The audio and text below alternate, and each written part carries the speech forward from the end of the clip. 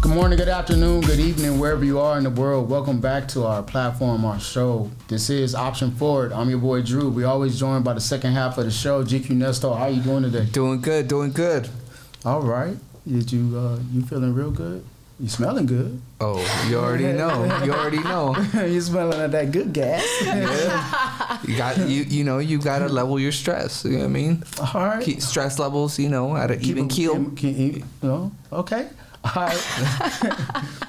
Ladies and gentlemen, we got a special guest today. I came across her profile and I was like, man, she look like somebody special. I want to know her story. You know what I'm saying? So I reached out and she's here today. But I'm going to let her give you a little bit more about herself. But ladies and gentlemen, welcome to the show, Ms. Jazz Hill. How you doing today? Thank you so much for having me today. I'm so excited to talk with you guys about just any questions you guys have for me and life and my career. I'm super excited, actually. So okay. So where are you from? I am from Calabasas, which is in the Valley. I'm a Valley girl. Grew up there my entire life. Currently, I live in North Hollywood, which is where my apartment is. Don't want to give too much information about what you doing. Yeah. I grew up in a very athletic household. My whole life, I was a volleyball player. I started from the time I was about 10. I ended up playing halfway through college. My first university in Washington, D.C., and then I ended up transferring over to Long Beach State. And were you good? I was pretty good. Yeah. I was an outside hitter, so killing it. I was killing it. Yeah, it was a huge part of my upbringing when it came to sports in my house. Competitive nature. Yeah, and especially my brother's a football player. Both of my parents are fitness trainers, so I grew up in a gym.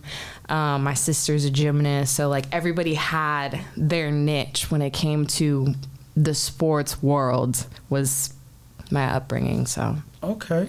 So how was your college experience? What did you discover about yourself? Oh God. I would say the last 4 years of college. First of all, when you start off college, of course, you are not the same person by the time you finish. And I was somebody who I had a very different life. I had a very different lifestyle when it came to the parties, when it came to, me identifying myself at the time as this student athlete who had her priorities set in a certain route of her life. And by the time I finished my college experience, I was somebody completely different with different, ideas that I was more confident about. I had a different mindset, a different understanding of people, of the world, of how I should step into any relationship situation, anything if it came to another person. I mean, college is such a great experience of that, of just learning so much more about what you're meant to be in life. So you mentioned party. Like, what do you mean? Like, you started sipping, and then you started doing a shot then after? Yeah, no. Freshman, sophomore year, I was partying a lot. Doing it. I was doing it. I was definitely, but I went to some of, like, the biggest party schools in the country. Like, when I was in DC, I was at Howard every weekend. But it's an HBCU, and it's the culture there is amazing, and the vibes, and, going from there to briefly when I moved back to LA, I was partying in Santa Barbara, which if you don't know anything about like Santa Barbara, that's the #1 party school in the country. So I've seen the snap. I was very right. I was very much outside the first 2 years. And slowly the next 2 years that followed, it really dwindled down to me not feeling like I need to always be out every night. The hangover started kicking in? Honestly, well, of course, nobody likes hangovers. I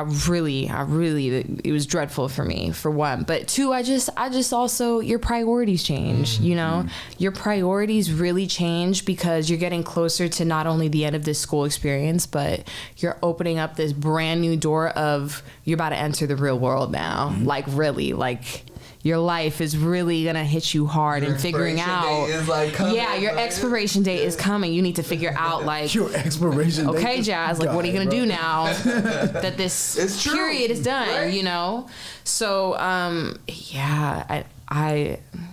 have. Everybody comes to that. You know what I mean? Like, you get to a point where you're like, "Fuck, I can't be doing this." Yeah, Because it not only is not fulfilling, but it's like it's almost like.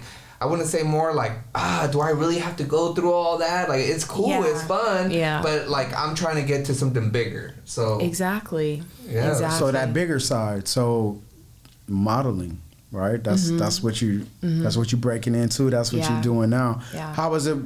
Why was that the transition, or like why modeling? Why you choose that?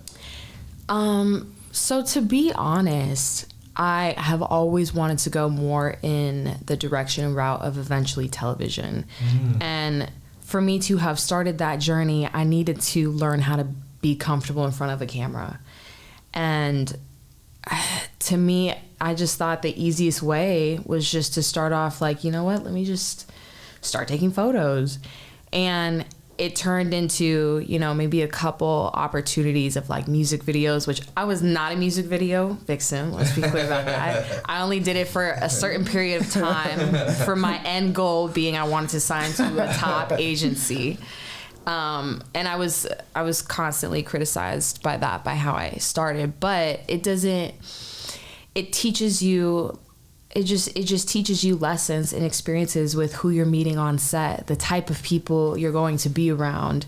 And it's important when you do start something like modeling that you got to go all the way. You have to go full force when it comes to figuring out what that end goal is. And I say this because there's girls that say, "Oh, I'm a model." Instagram, right? or you see the real models that are like, "Oh no, I really do. I was shot in this Sephora commercial last week." Like the ones that really get work and that are really putting themselves out there for that. So. Okay. Like Drake said, you know what I mean? Like, what was that line hurts me because I'm not there yet. But the reality though of it is kind of like. You That's why he does say that. Yes, it's a good thing. It's like motivation because it doesn't necessarily mean that you're no longer gonna be there. Yeah. But just be humble about it. Yeah, you know what I mean? Because shit, like women run the world. It's really. I hate to say this, like you guys have this power, and like you guys are under subject to this holding this image, right? That it's always like there's levels to this shit. Shit. Like, it's really a test of, are you really about it? Yeah. You know, I think this can be applied to anybody's career, whether you are, you know, in the entertainment industry, whether you're an athlete, whether you're, you know, whatever field that is, whatever work you're putting in is, of course, your results will be expected based on that. Performance is you know, and of course, like I said, I can relate as an athlete in that sense too, because in both examples, whether I was a volleyball player, which is where I'm at now, being a model, it all came down to my consistency in terms of how I'm going to book work, me putting out content, me putting myself out there and like finding the agents I need to have conversations with, and you know, getting them what they need if they are interested in signing me. It's all about like, how much do I want it? How good do I want to be? And I still have so much room to grow. It's not like I'm like a top model or the biggest, you know, anything yet, but I put a significant amount of work into what I do, into my craft, yeah. For sure, check my resume type. Yeah, exactly. Check my resume type. Exactly. Yeah. Google me. In your opinion, do you think the modeling industry is harder on females or males, or do you think it's almost the same right now? I think it's hard on both for two very different reasons. For women, we live in a world where you always got to make sure, no matter what you do or what direction you go in, that you have to keep in a sexual attraction about yourself. And I say this, for example, there's models out there who, have other things, other hobbies that they like to do, other interests that they have besides modeling. Not all girls, that's just not their world. There's some girls who, for example, want to start a nonprofit organization for children, let's say, or there's some girls who are going to med school who, want to be a doctor, want to be, they have other interests. And women do want to show those interests because those interests become their accomplishments, right?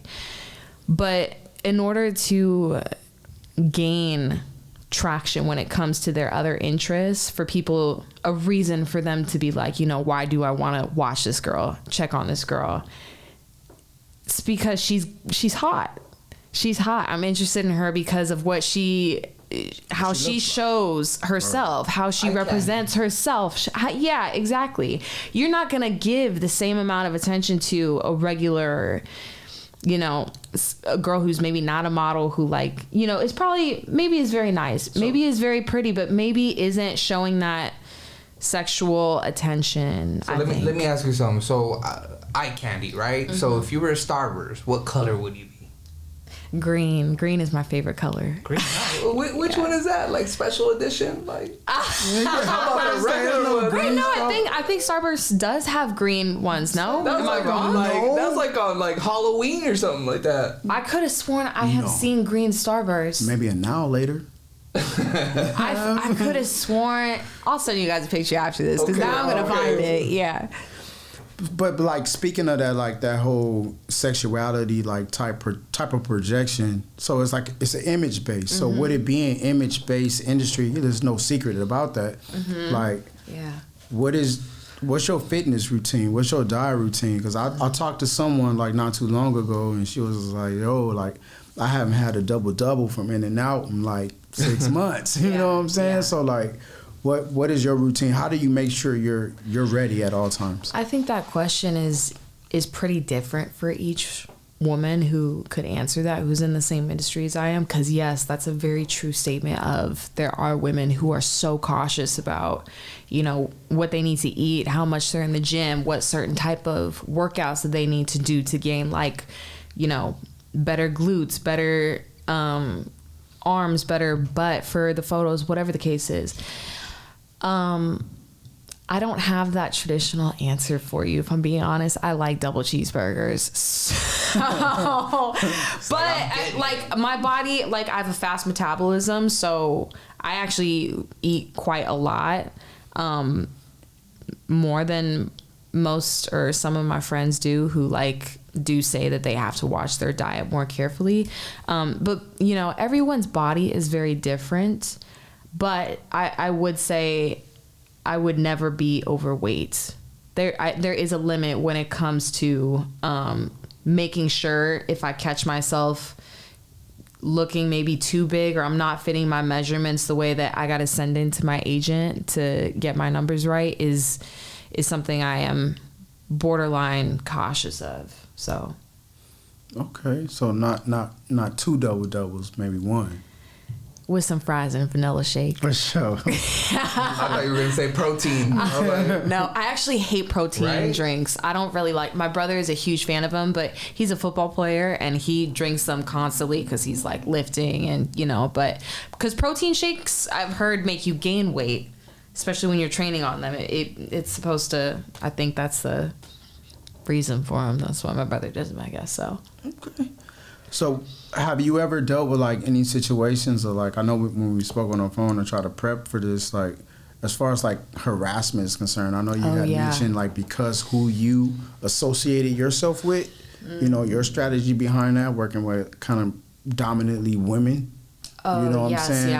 Yeah. Like you don't do, you know what I'm saying? You haven't been put to that, but like, well, has your experience, have you ever experienced anything like that since you've been in? There are definitely, so when I was looking for a manager, before I had the one that I do now, I was constantly finding contact lists and connections of who I knew who, basically sending out emails to whoever I could find that was in the industry that was like, hey, my name is so-and-so, I'd love to work with you. Here's my resume. Here's, you know, whatever. Putting myself out there. And of course I got responses back. Some of them were women, but some of them were men. They were male managers, representation agents, whatever.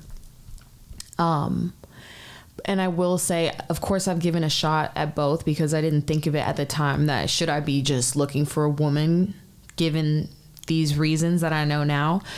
But the meetings that I have had with any male representation for myself or managers and such, there was always, without being said, of course, like there was always like some major attraction that they had with me.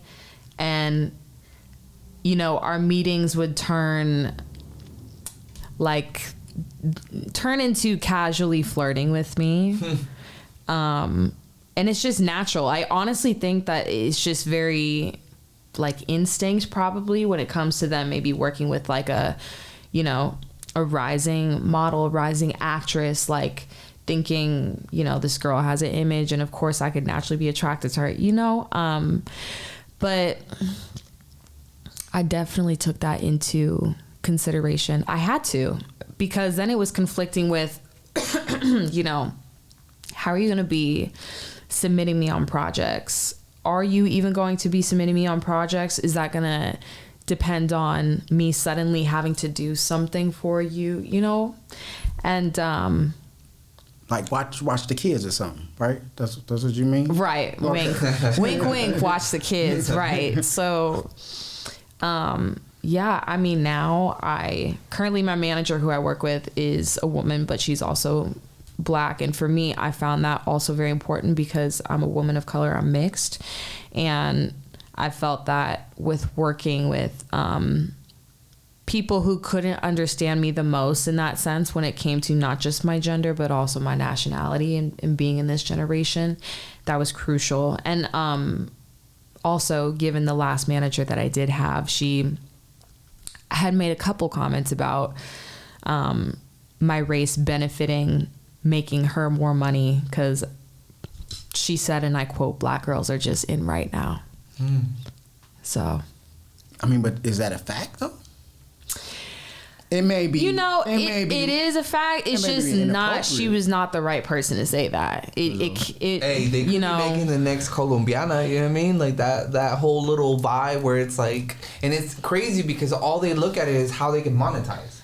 Right? Yeah, but that was my problem is you are looking at me as somebody who's going to make you money and more of just an object of that, rather understanding I'm a real person and, you know, this is really who I am and where I come from.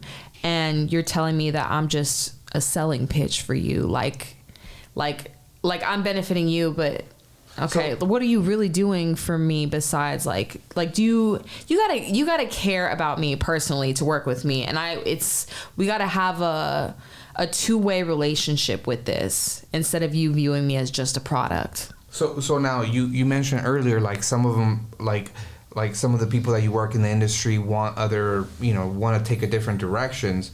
Is modeling your main goal, or you have other projects that you actually want to like? So many other main projects. Talk to us about that, like so many other main projects.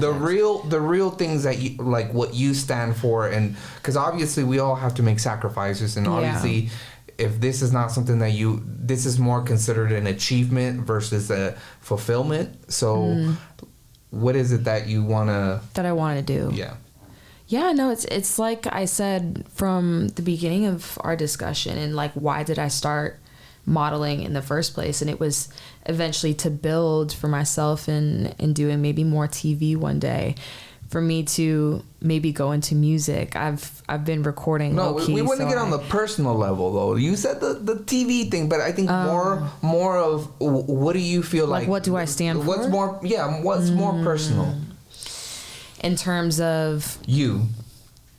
Well, I want to be a woman in this world who carries herself with poise, with elegance, with grace. I find that this generation that we're in, of course, we don't really see that much today.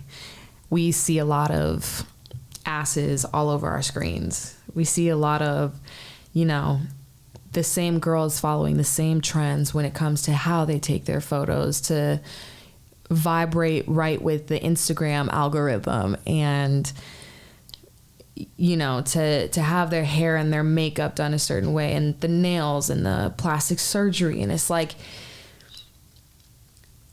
we suddenly fell into a way of losing ourselves while following such a minimal trend. And I don't want to do that. I don't think I've ever been somebody who could just fall in line of following what everyone else does. I don't think I've ever really done that, to be honest, when it came to how I carried myself and not letting anybody break those boundaries for me. That's who I want to be. Now, you had touched on something just a little while ago, like, don't see me as like your pitching point. I'm a person, like I matter, right? Mm-hmm. But in your industry as a model, like, can you say don't objectify me? You know what I'm saying? Because... And that's tough. That's something I've been working on right now, actually, because I can't even get too deep into it, but new contacts who I've been working with in terms of advancing my career have told me that in order for this to work, for me to do extremely well with some projects I have lined up that I want to do well, I have to be more sexier when it comes to my presentation. Mm-hmm. And so I've been trying to find this middle ground of how could I be sexy but not raunchy? How can I, look like I have body without needing to turn around and show my ass? How can I do that? And that's where my craft comes in when it comes to figuring out how creative can I get with my posing, with how I take photos that, isn't going to look like the rest of Instagram. How am I going to do it in a way that will gain just the right amount of attention, but not the wrong attention, in a sense of, I have an OnlyFans. Nothing wrong with women who do have OnlyFans. It's just not something that I'm trying to project when it comes to that. It's going to be somebody's mama. You know what I mean? Later on, it's going to pop up and like, hey, your mom was in there back in 2020 something. Yeah. Yeah. Seriously. And I mean, it's sort of, Kim Kardashian was sort of dealing with something a little bit similar with that episode that went viral that was going around about her son seeing an ad from her sex tape and how she was horrified that this came up because it was 20 years ago. And, I don't really want the labeling in my future for wherever my career is going to take me to come back to me as well. I mean, but Ray J said that was all planned anyway. Ray J did say that was all planned. He did say it was all planned, but point being though, like if I was to be in that, yeah. Would you so how do you deal with compliments, right? Like, because nowadays I would, just from what I hear from like friends and stuff like that, is art. Just telling somebody like, hey man, you look nice today. Like, cause it's such a fine line. You can't say anything. You can't do anything. Do you take compliments as more as in it's appreciation for the work that you put in, or does it annoy you? How do you deal with that when somebody say, oh man, you look nice? It depends on the compliment. So, if I have somebody tell me, oh, you look beautiful today. You look lovely today. You look whatever. That's a gracious compliment, right? That's very, oh, thank you so much. But that tells me you're admiring how much time I put into, myself on the exterior today, right? If somebody gives me a compliment of, wow, I love your energy. I really love like the way you carry yourself. Your aura. That tells me you're really paying attention to who I am. Those type of compliments, I love those compliments. What's your sign? I'm a Virgo. Yeah. What's your sign? Scorpio. Oh, really? My best friend is a Scorpio. Yeah. We're kind of cool. Yeah. We're kind of a big deal. Yeah. That's a fire sign, right? Yeah. Yeah, it is a fire sign. But so you mentioned that like one thing like you would like to see more of like in the industry is diversity in the positions of power. Yes. Right? So, yes. I know. Can you elaborate on what you mean by that? Like as far as you take our image, we make money for the brand, but the actual brand is not run by anybody that looks like you. Yeah. I'll let you do your thing. Go ahead. It's a lengthy answer that I gave you last time too. Yeah. So when it comes to, I believe, the representation that's in the entertainment industry in terms of who holds the power when it comes to sets, when it comes to production, I believe that we live in a world where, people of color are being put on the screens as this is what is wanted to be seen now. Yes, when it comes to television, music, sports, Black people are dominating the game on screen, of course. But when it comes to off camera, off set, when it has come to as people who are to do my hair before I go on camera, and I have curly hair, right? Obviously, like certain people need to know how to manage and do curly hair. Or my makeup, obviously, and MUA, whoever I'm working with. I've never had, first of all, when it has come to hairstylists, I've not only never had a Black hairstylist ever to work on sets when they hire all girls who are all Black girls, right? Mm-hmm. Never had a Black hairstylist on set. Never had a Black MUA. Never seen any directors, production who I've worked with who are Black, who I've ever worked with. I think the only time I've ever seen one person who was of color who made a comment to me actually while I was on set was when I shot this Lexus commercial, and out of the 6 people that they casted for this commercial, I was like the colored girl who they casted. But there's just it's a little disturbing. It's a little disturbing what companies want to project so much, but they don't really respect behind what they're projecting, if that makes sense. Oh no, I get it. Yeah. No, I get it. GQ Nesto, you got anything? Shit, it's almost. I think there's a saying you can never go against the course of the river because the river is gonna go a certain way, and going against it. So what's your thought about that? Like you're still going against it, or you're just somehow finding your way to kind of bamboozle your way through it for it to change the industry or for it to work for you?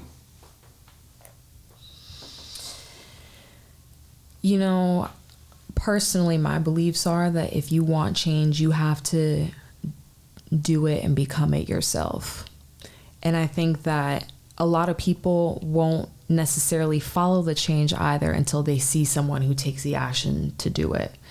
And I think the best that I can do and how to answer that, if in matters of how do I deal with it, with not being able to work with people and crews who is a predominantly white staff or background, or anybody who's on set, I want to be the woman who works towards, you know, me myself being that director one day, me being the one to say like, I'm gonna do the casting for this film or this project, or I'm gonna be, I want to take myself to the point where I'm in charge, to be the same person to fill out anybody else who is getting a job on this also has to sort of find more equality in those opportunities. I want to get to that point.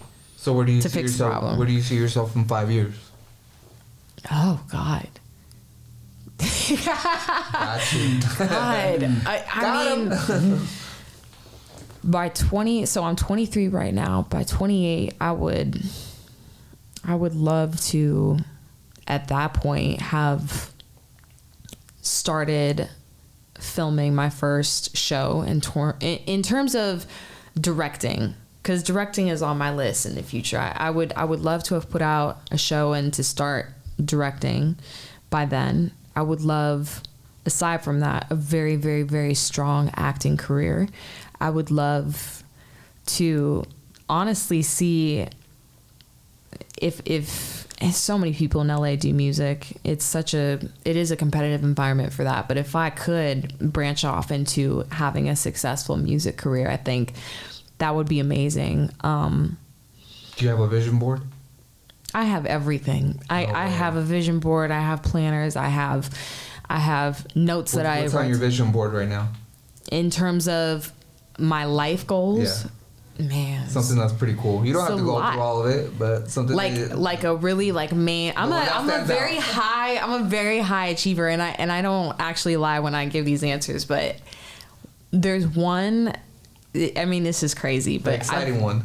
Like I've aimed as high as like thinking I could run for presidency one day, but that's actually not a joke. Like I'm very into politics and stuff. I started off college as a poli-sci major, but I've put that actually on my list. You just manifest it. You just put it out in the universe, and like there's like that's the beauty of it, is that you speaking about it, whether people believe you or not, you just put it out there. Like yeah, what year? I believe it can happen. I mean, what year? What are we talking about?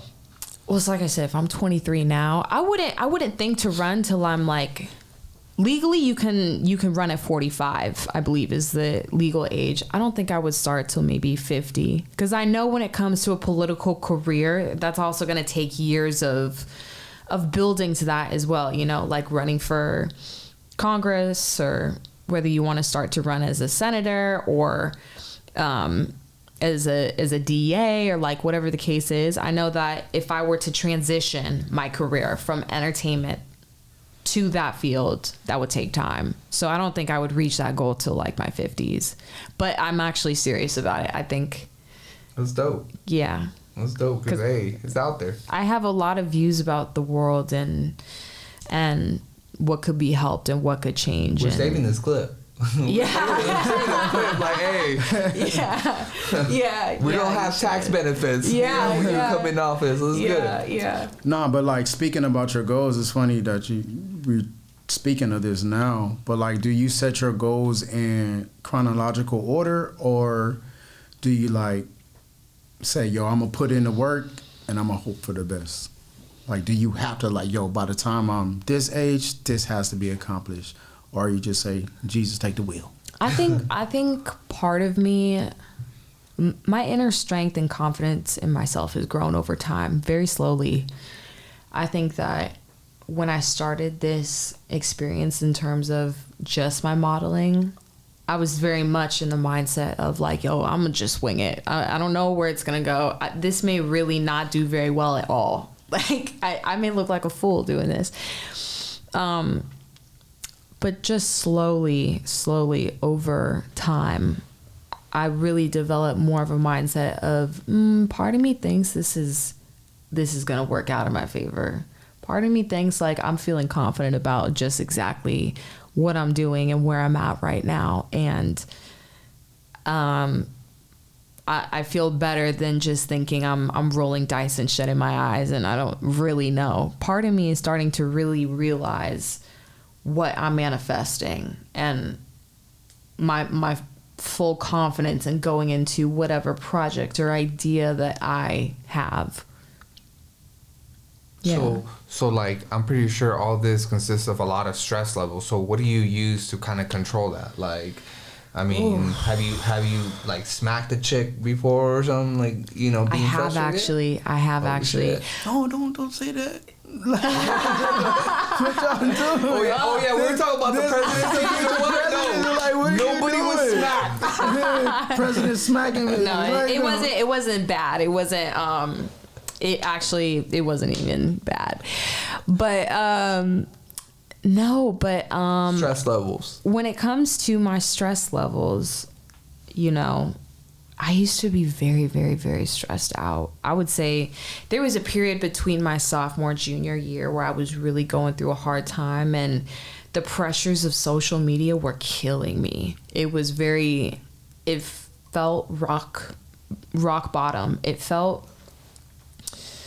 It just felt like awful. And I think that really began such a, again, not a typical answer, but it really began a spiritual journey for myself, and in a matter of, you need to take care of yourself before this goes a lot more downhill much faster for you than you may realize or expect. And I started this spiritual journey of not just meditation, but meeting other individuals who could help teach me about this spirituality, about getting into your higher self. And ayahuasca, mushrooms. Why you always bring that up? I'm just trying to figure out, like, sage, you know, just not in a sense of taking it. Well, crystals, yeah, I feel like just saying crystals and sage are very typical without a real deep understanding of what a spiritual journey looks like for a person. It's really come to me traveling to certain places. Culture. To me, yeah, understanding, meeting other people in different cultures who could really teach me such a higher lesson in matters of what is bigger in this world. Kind of I don't want to say like a Buddhist mindset, because I'm not Buddhist. I haven't been baptized for any religion. But I mean, Buddha was somebody who, like, he was very, he wasn't a materialistic person. He wasn't in the matters of caring about, you know, his view of how he looked at others. He was more a bigger process and thoughts about the world and a spirit and stuff. And I've just really been educated on spirituality so much more. Okay. Hey, that's the way to live. Yeah.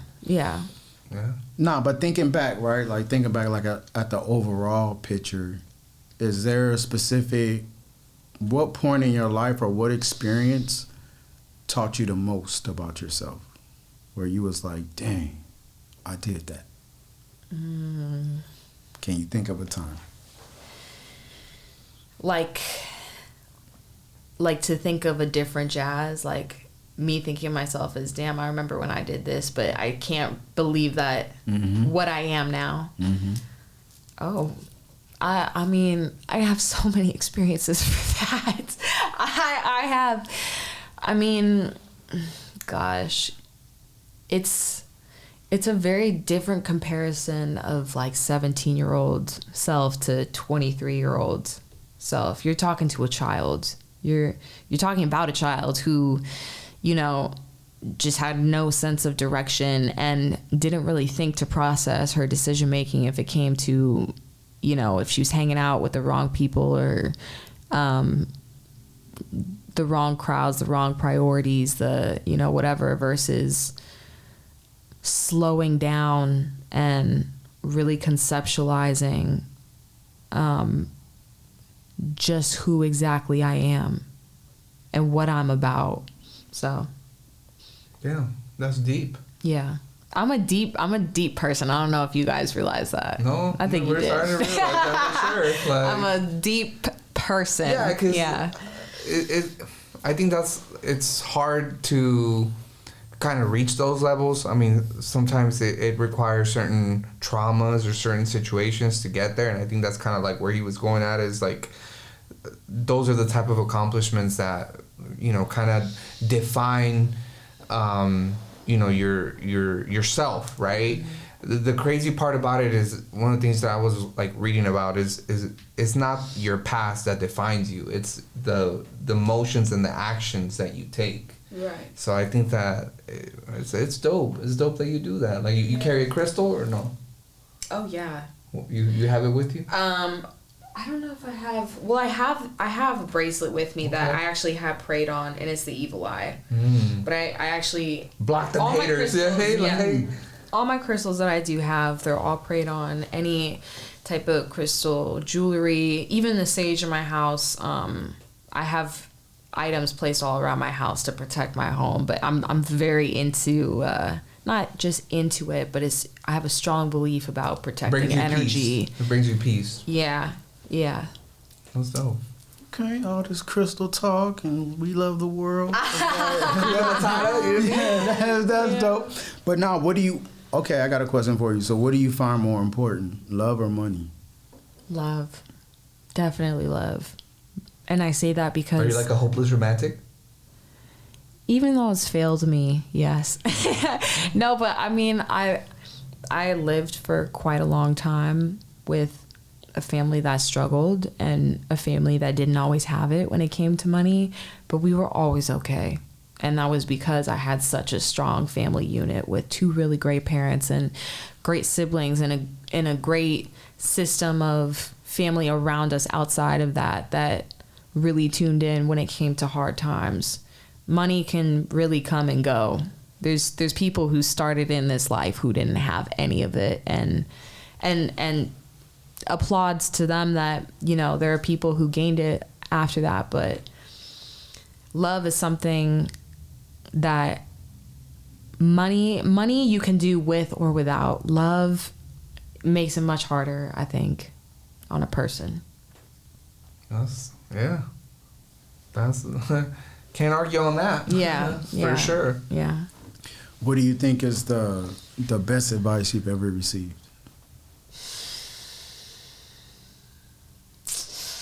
So, since I was 5, from the first day I went to preschool up until I graduated high school, my dad, since I was 5, always told me when he would drop me off at school, we always had this thing where his goodbye to me would be to say before I entered the day of class and walking onto campus, you know, bye, Jazz, be a leader. And I would have to respond, not a follower. And that was always just a catchphrase that we would throw back and forth to each other. But he always said it every day before I went off to school.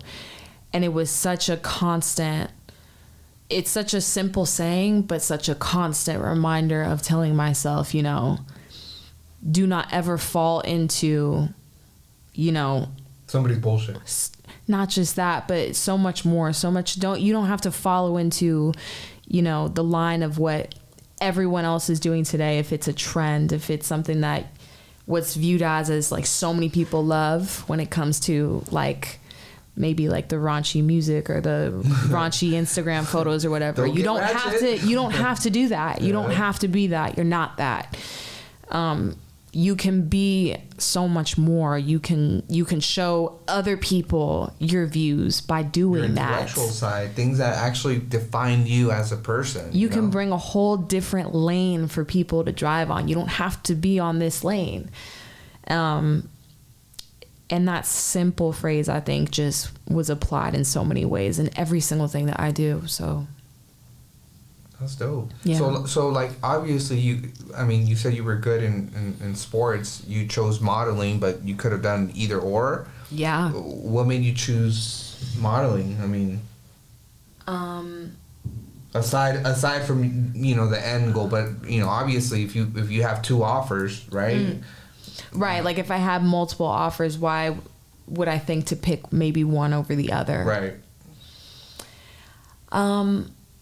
I really just follow my intuition when it comes to timing. And if I feel that, you know, my timing, if and when my timing will be up when it comes to modeling that day where I'm like, you know what, this this era, I think, is coming to an end, but it's supposed to. I'm supposed to go on this next endeavor, on this next chapter of whatever that's going to be. You know, everything has an end. Everything. My friend, actually, one of my close friends, she told me this amazing story about this tattoo on her arm, and it says "The End." And I asked her, I said, what does that mean? It looks random on her arm. And she told me that it was a story that her mom would always tell her about, you know, when it comes to fairy tales and love stories, everybody loves the beginning, how it starts off, right? Everyone loves the middle, which is the climax, the most exciting part. And then when it comes to the end, whether it's a villain that dies or, you know, the guy gets the girl or you hit the closing, nobody likes the end because you can't watch any more of it. You don't know what happens after that. But you, in every story, every chapter you enter, you have to love it as a whole. If you, for example, if you break up with a girl and it's awful and it feels horrible and whatever, you still gotta embrace and love the experience you have with that person. And you gotta, you know, you will carry it with you for the rest of your life. You will take that chapter with you, but love it as a whole for what it was, and not maybe the negativity that was dragged out from how it ended. You gotta love everything as a whole. That's some like Notebook shit. Right. I'm like, dude. Right. Like, Yeah. what do you want from me? I mean, to be honest, no, it's not. My favorite movie is actually Wonder Woman because I could see that. Because I want to be a superhero one day. President. The president. You can't be no bigger superhero than that. The Wonder Woman, yeah. That's crazy. Yeah. She said Wonder Woman. Okay. All right. Okay, so I got a hypothetical, right? Just situational, not nothing specific, right? Friend group, right? Yeah. You got a friend group. Yeah. One of your homegirls, she got a dude. She horrible to this guy. Okay. Right? Yeah. She horrible. Yeah. But you thinking, like, is there ever a point where they break up? It's done, right? Would you ever swoop in, like, yo, I'm a better fit than for you? the guy? Yeah, for the guy. Never. No. Never. No. I mean... Thor. I have been in a situation. Right. I have been in a situation where I was friends with I was very, very close friends with a girl around like end of high school, beginning of college. And about halfway through college, her and I stopped being friends. We went our separate ways. Which happens because we're like so young during that time. I'm still really young, but like I was literally a kid through high school when I met her, but her and I were close. And in college, so this guy she dated previously, they broke up. A couple years went by. I met the same guy in college, and I didn't know much about their relationship. It felt like I wasn't really like aware, understanding of it. But I mean, years later, he did, you know, want to take me out and. You said YOLO? I mean, I did. I went out with him. It wasn't. No, you did. But it wasn't in a way of being malicious, and it wasn't. It was more like. It was more like I finished a chapter with a previous friend, and. Oh, you were trying to close that chapter, huh? I'm about to go out with him, and after this, like we can no longer be friends. But also, it just sort of like. That's harsh. No, I did not. I did not do it. Heartless. No. This was not. There was no negative intent of it being after her, was going after her. I won't answer that. Oh, no, I'm just saying. I won't answer that.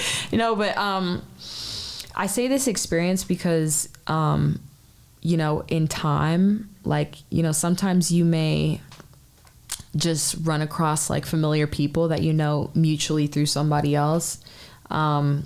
Experiences with that happen when it comes to like connections and relationships with people.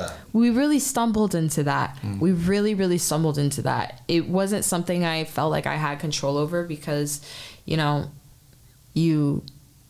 the vibe fumble. Was there. The vibe was there, and you might fumble into caring about a person. But you know, I would never, like, in a current or fresh position, if I was like still friends with a girl and they broke up, to go after. That's like, you're still friends. Why would you? I wouldn't. There's a code. I wouldn't do that. And yeah, nah. That sounds better. The first one, it was kind of like yeah, no, we needed to end it. No. I wouldn't. Right. I would not, like, just like fresh out, just take somebody. I've never done that. So that's funny. Most def. I hope that made sense, though, what I said. How it how it formulated into what it was years later, and, like, you know, we knew the girl when we were kids, honestly.